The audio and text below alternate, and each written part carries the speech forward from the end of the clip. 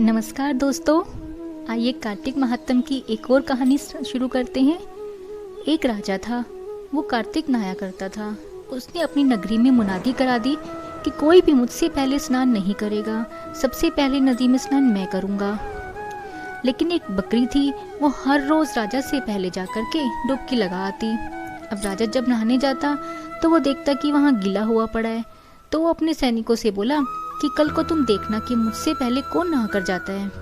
अब उसके सिपाहियों ने रात को देखा तो सुबह सुबह जैसे ही 4 बजे एक बकरी आई और वो नहाकर चली गई। उन्होंने राजा को बताया कि एक बकरी आती है। तो राजा बोला कि कल तुम सारी रात जागना और जैसे ही वो बकरी आए तो उसे रोक देना, सबसे पहले स्नान मैं करूँगा।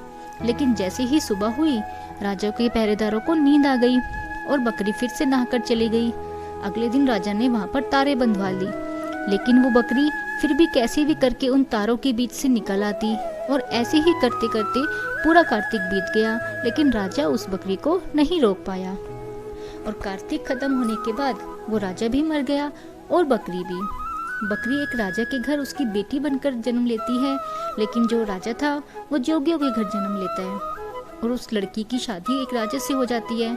एक दिन वह अपने महल की छत पर बैठी हुई थी तो वो जोगी वहाँ पर भीख मांगने आता है और दोनों एक दूसरे को देखकर पहचान लेते हैं। तो जोगी उस बकरी को बोलता है चिढ़ाने के लिए, चितली बकरी चितले कान, छज्जो बैठी चाबे पान।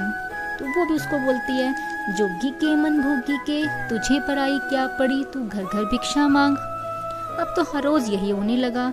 रोज जोगी आता और उसको चिढ़ाने की कोशिश करता और रानी भी उसको वैसे ही जवाब देती। दास दासियों ने ये सब देखा और राजा से शिकायत कर दी कि जो नई रानी है वो जोगियों से बात करती है।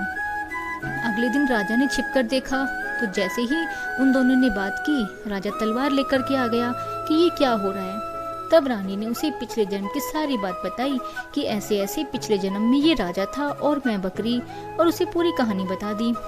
तो सब सुनकर राजा बोला कि अच्छा, कार्तिक नहाने का इतना पुण्य होता है।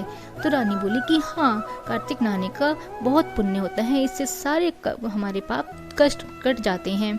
तो राजा ने भी अपनी नगरी में मुनादी करवा दी कि अब से सब लोग कार्तिक स्नान करें और जो पूरा कार्तिक